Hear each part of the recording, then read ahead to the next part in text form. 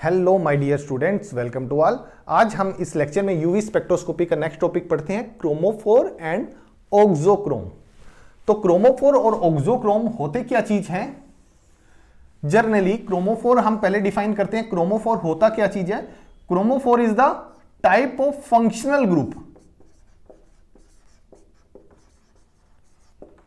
Functional group, ये functional group होंगे जो क्या करते हैं, which impart the colour, impart colour to the compound. So बाद में फिर इसको एक ब्रॉड डेफिनेशन में चेंज कर दिया, जैसे कि कलर कौन सा कंपाउंड फंक्शनल ग्रुप रहेगा, कि जैसे मैं नाइट्रो ग्रुप का एग्जांपल लेता हूं। नाइट्रो ग्रुप ये कंपाउंड में येलो कलर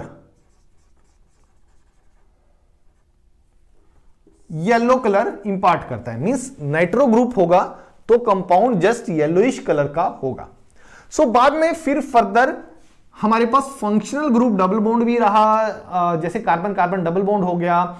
एसिड की बात कर ली हमने, बहुत सारे हमारे पास फंक्शनल ग्रुप ऐसे आते हैं जो कलर नहीं शो करते। तो बाद में हमारे पास एक डेफिनेशन क्रोमोफोर की बनती है। दीज आर द, एक ब्रॉड टर्म आ गई, these are the functional group which may or may not impart, may or may not impart colour to the compound. जैसे कि एग्जांपल की हम बात करते हैं सी डबल बॉन्ड सी। तो क्रोमोफोर जनरली हमारे पास दो कैटेगरी में आते हैं। फर्स्ट, जिसमें हमारे पास, जैसे कि फर्स्ट मैं यहीं पे एग्जांपल लिखता हूं, फर्स्ट एग्जांपल मेरा ये रहा, जिसमें मेरे पास पाई टू पाई स्टार ट्रांजिशन रहेंगी, जिसमें मेरे पास पाई टू पाई स्टार ट्रांजिशन रहेंगी, क्योंकि इसमें सिर्फ डबल बॉन्ड की ही बात करिए। दूसरा मेरे पास एग्जांपल आता है जिसमें मेरे पास ट्रांजिशन दो तरह की रहती हैं। One is the pi to pi star, one is the pi to pi star and another is n to pi star. Pi to pi star double bond है तो pi to pi star transition भी होगी। तो इसको पाई to pi star को कैसे represent करोगे? हम कैसे करते हैं रिप्रेजेंट? 1 2 3 4, और ये हमने ऐसे कर दिया, बस सिंपल। अगर मैं इसको ऐसे रिप्रेजेंट करता हूं, टू पाई स्टार को हमने ऑलरेडी रिप्रेजेंट किया हुआ है। तो यहां पर हम सिंपल बात कर रहे हैं। तो हमारे पास दो तरह के क्रोमोफोर होते हैं, जिसमें पाई टू पाई स्टार ट्रांजिशन होंगी और जिसमें दोनों तरह की ट्रांजिशन होंगी, पाई टू पाई स्टार होगी और as well as n to pi star transition होंगी। तो ये क्या करते हैं, ये एब्जॉर्प्शन को मैक्सिमम वेवलेंथ की तरफ शिफ्ट करते हैं। हम इसको आगे जब टॉपिक करेंगे, इसका एग्जांपल करेंगे, फिर हम देखेंगे भी कहां पर हमारे पास मैक्सिमम वेवलेंथ पर शिफ्ट होने वाला कंपाउंड या किस फंक्शनल ग्रुप की वजह से वो मैक्सिमम शिफ्ट हो रहा है, मतलब उसका लैम्ब्डा मैक्स इंक्रीज हो रहा है। देन नेक्स्ट आता है हमारे पास auxochrome.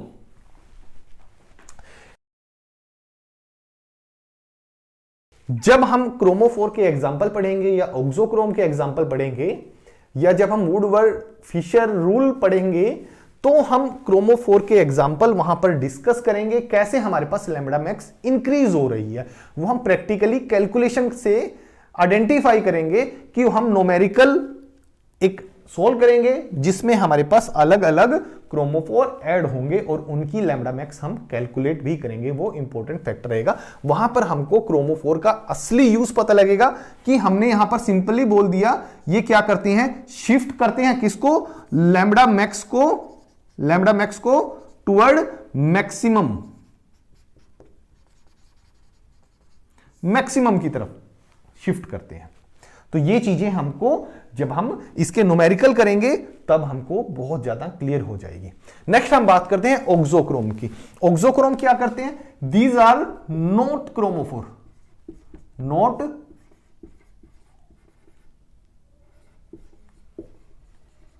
But when present with the chromophore, when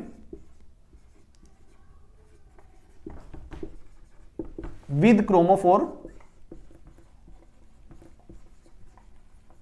तो रिजल्ट क्या करते हैं, ये लैम्ब्डा मैक्स को मैक्सिमम की तरफ शिफ्ट करते हैं, शिफ्ट करते हैं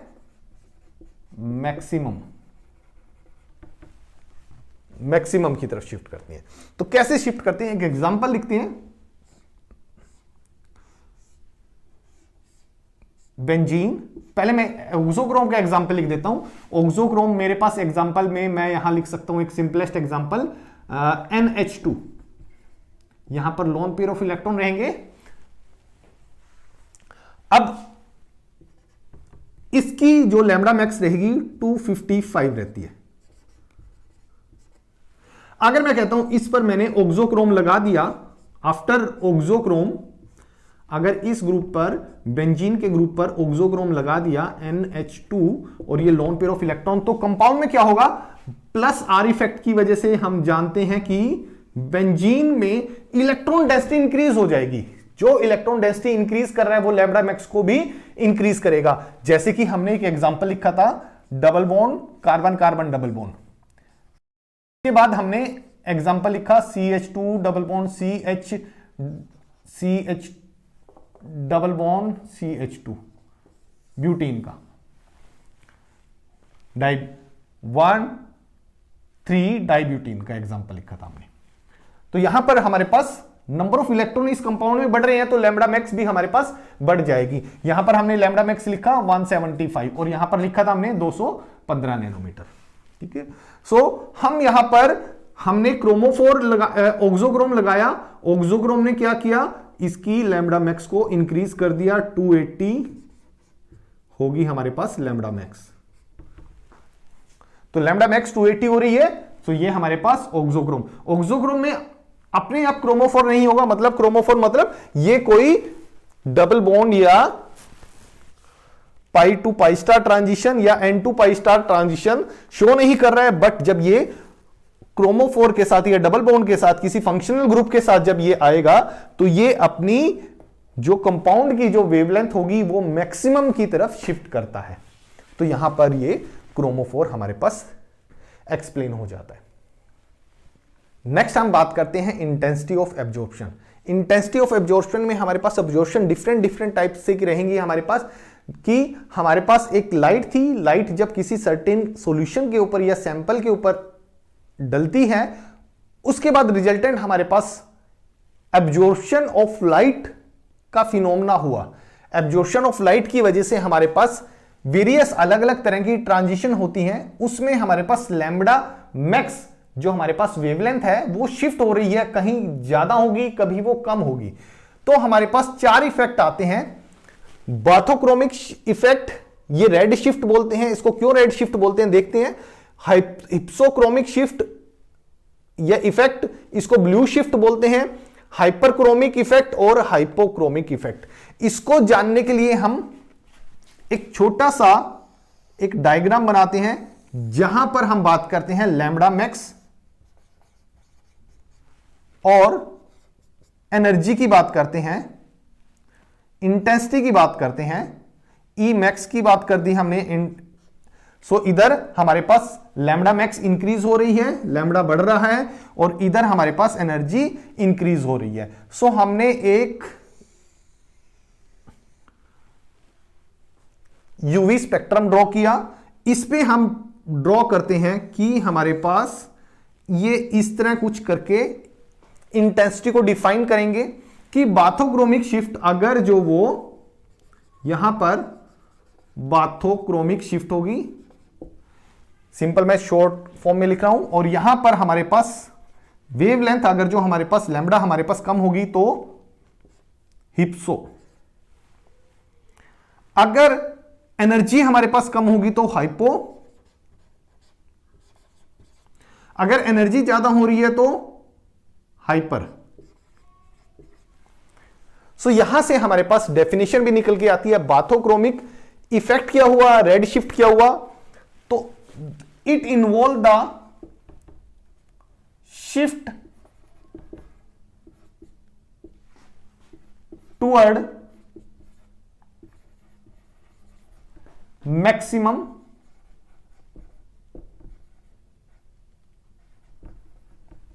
wavelength.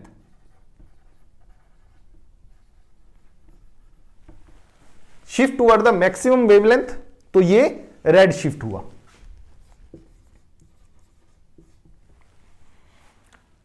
Hypsochromic effect, shift toward lower wavelength, lower wavelength, shift toward, when the shift toward lower wavelength. hyperchromic effect, hyperchromic effect क्या हुआ हमारे पास, shift toward the hyper मतलब maximum intensity, maximum intensity,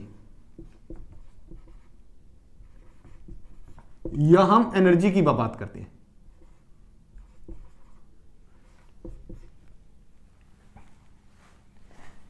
hypochromic effect हमारे पास lower energy या lower intensity,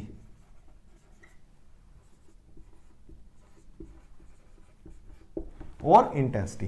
तो यहां पर हमारे पास बाथोक्रोमिक शिफ्ट हो गया। अगर जो आपके पास क्वेश्चन आता है कि डिफाइन बाथोक्रोमिक शिफ्ट, हम एक डायग्राम बनाएंगे एनर्जी वर्सेस लैम्डा मैक्स का, तो हम बोलते हैं when the transition shift toward the maximum wavelength, तो वो हमारे पास होगा बाथोक्रोमिक इफेक्ट।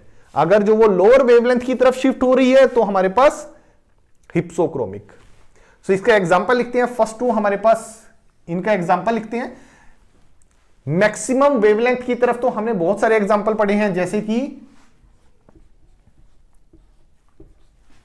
इसकी वेवलेंथ थी हमारे पास इथाइलिन की 175, अगर जो एक डबल बॉन्ड और लगा दिया हमने CH डबल बॉन्ड CH2 तो 215 लैम्डा मैक्स। एक एग्जांपल ये बन गया। एक एग्जांपल हमने किया था कि बेंजीन के ऊपर हमने NH2 ग्रुप लगा दिया। बेंजीन थी, बेंजीन के ऊपर हमने NH2 ग्रुप लगा दिया, तो बेंजीन की थी 255 और NH2 ग्रुप लगाने के बाद 280, ये लैम्डा मैक्स की तरफ शिफ्ट हो गया, मैक्सिमम एब्जॉर्प्शन की तरफ शिफ्ट हो रही है। तो ये आइदर किसकी वजह से होती है, यहां पर ये इंपॉर्टेंट बन जाता है, ये किसकी वजह से होगी, या तो वो क्रोमोफोर या फिर ऑक्सोक्रोम,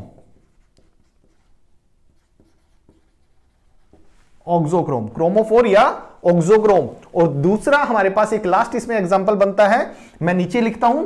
फर्स्ट की बात करी मैंने, दूसरा ऑक्सोक्रोम हो गया। थर्ड मैं बात करता हूं यहां पर लिखकर, जब सॉल्यूशन हमारे पास लो पोलैरिटी वाला होगा, मींस सोलवेंट हम बात करते हैं, परफेक्ट टर्म हमारे पास सोलवेंट रहेगी। सोलवेंट हम क्या यूज कर रहे हैं, लो पोलैरिटी का, लो पोलैरिटी का शिफ्ट सोलवेंट लेंगे तो हमारे पास जो वेवलेंथ होगी वो मैक्सिमम की तरफ रहेगी। नेक्स्ट हम बात करते हैं हिप्सोक्रोमिक इफेक्ट। हिप्सोक्रोमिक इफेक्ट हमारे पास शिफ्ट जो हो रहा है लोअर वेवलेंथ की तरफ हो रहा है, इसी का हम एग्जांपल लिखते हैं हिप्सोक्रोमिक शिफ्ट का। यहीं पर एग्जांपल में चेंज करते हैं।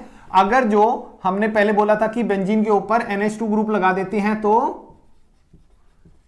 Number of electron plus R effect की वजह से बढ़ जा रहे हैं, इंक्रीज हो रहे हैं। अगर जो हम यहां पर इलेक्ट्रॉन खत्म कर दे, कैसे कि NH3 पॉजिटिव कर दिया, एक हाइड्रोजन H पॉजिटिव यहां पर लगा दिया, तो इलेक्ट्रॉन डेंसिटी कम हो गई। इलेक्ट्रॉन डेंसिटी कम होने की वजह से जो शिफ्ट था वो हमारे पास समथिंग कुछ 210 के नियर अबाउट, अप्रोक्सीमेटली इसके अबाउट शिफ्ट हो जाता है। आप देखो 255 से वो 210 की तरफ शिफ्ट हो गया, तो वो लोअर वेवलेंथ की तरफ शिफ्ट हो रहा है, तो हमारे पास ब्लू शिफ्ट हुआ।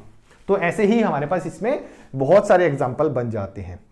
तो हमको सिर्फ ये याद रखना है, हमारे पास क्वेश्चन कैसे आएगा इसमें कि एक्सप्लेन द बाथोक्रोमिक शिफ्ट और रेड शिफ्ट।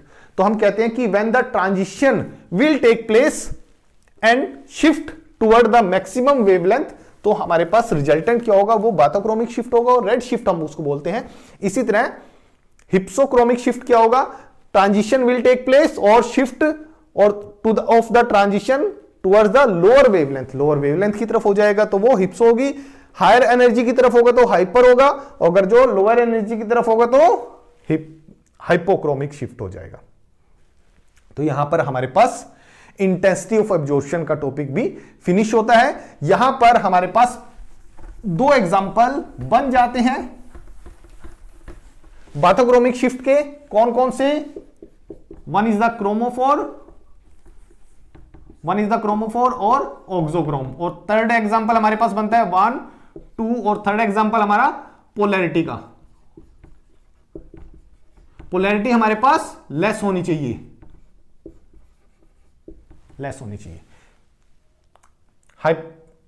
हिप्सोक्रोमिक शिफ्ट कैसे होगा?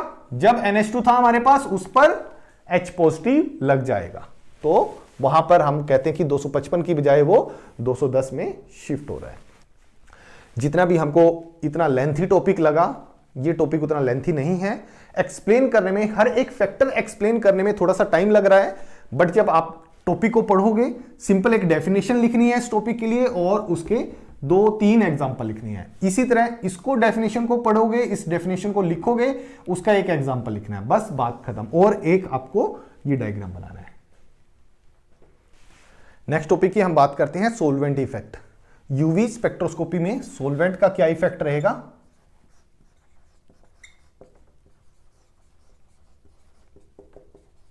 यूवी स्पेक्ट्रोस्कोपी में सोलवेंट का क्या इफेक्ट रहेगा? सोलवेंट जैसे हमारे पास दो तरह के सोलवेंट हम जनरली बोलेंगे, polar and non polar solvent. तो पोलर और नॉन पोलर सोलवेंट की हम बात कर रहे हैं।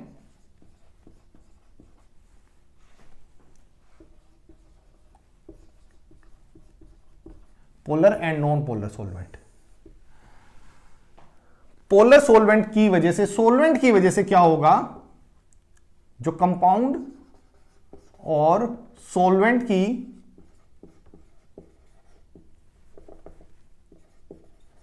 इंटरेक्शन की वजह से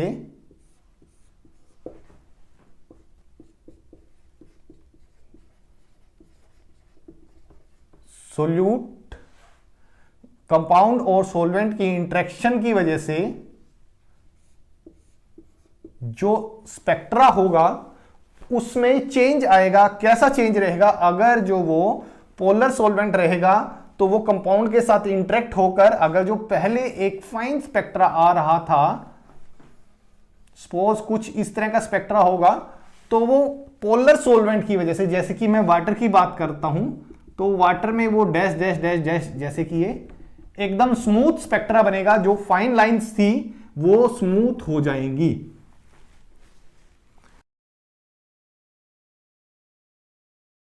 इफेक्ट की वजह से जो सोलवेंट और कंपाउंड का इंटरेक्शन होगा, उसकी वजह से अगर जो पोलैरिटी सोलवेंट की बढ़ जाएगी तो ये डैश डैश लाइन आएगी, ये वाटर की लाइन रहेगी, वाटर एज ए सोलवेंट के लिए, वाटर। और ये बात करते हैं हम, फाइन लाइन बात करते हैं वेपर फेस की, वेपर फेस में। दूसरी बात करते हैं हम, दूसरा इंपॉर्टेंट टॉपिक रहेगा हमारे पास, effect of solvent on intensity of absorption.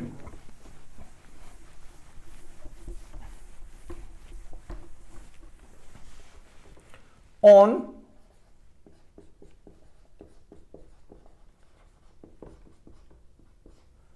Of absorption.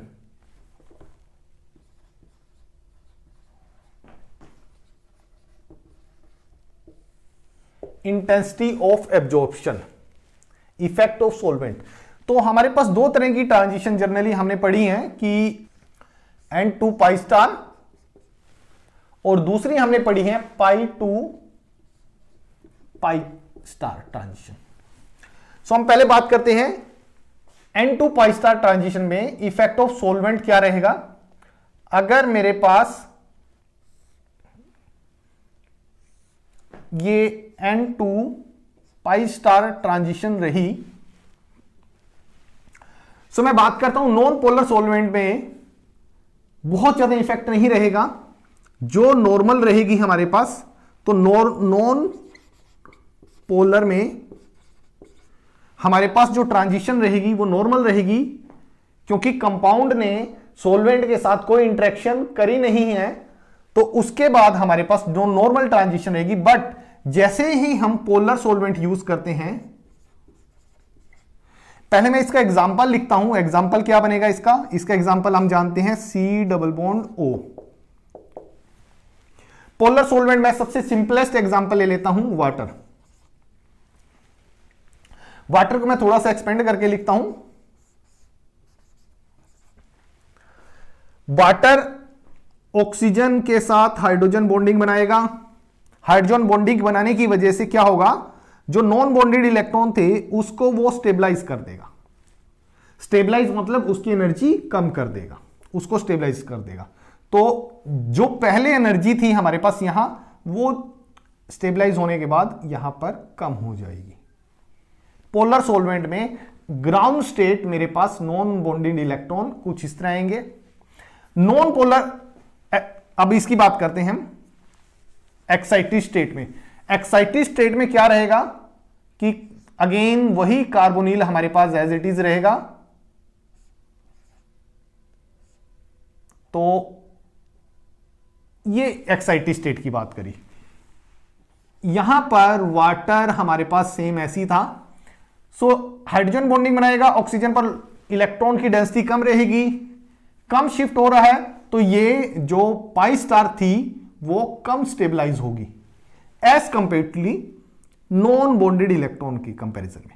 Non bonded electron जो थे हमारे पास, नॉन बॉन्डेड इलेक्ट्रॉन हमारे पास ज्यादा स्टेबल रहेंगे, और जो पाई एंटी बॉन्डिंग ऑर्बिटल थे हमारे पास वो लेस स्टेबल रहेंगे। सो हमारे पास पहले ट्रांजिशन में एनर्जी इतनी थी और बाद में ट्रांजिशन एनर्जी हमारे पास, transition energy gap clearly indicate कर रहा है कि ये बढ़ गया, ये इंक्रीज हो गया।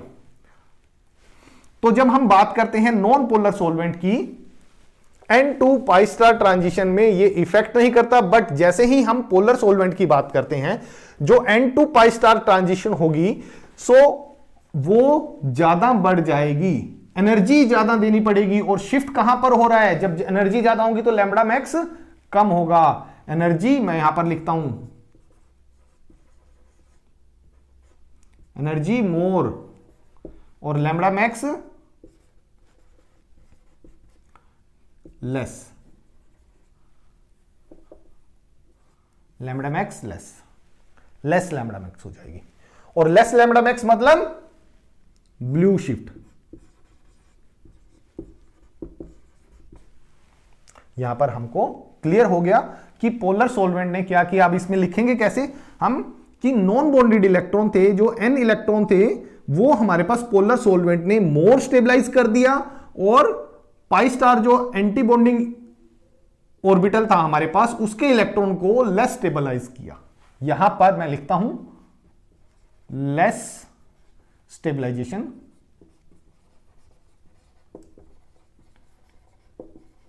और यहां पर इसको किया मोर स्टेबलाइजेशन।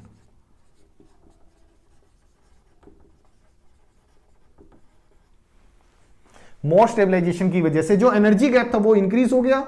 एनर्जी गैप इंक्रीज होने की वजह से हमारी जो शिफ्ट होगी वो ब्लू शिफ्ट हुई, लैम्बडा मैक्स हमारा कम हो गया। हम बात करते हैं पाई टू पाई स्टार की।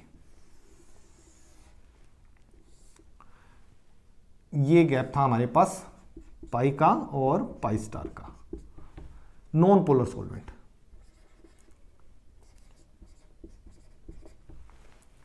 पोलर सॉल्वेंट में बात करते हैं हम pi to pi star transition,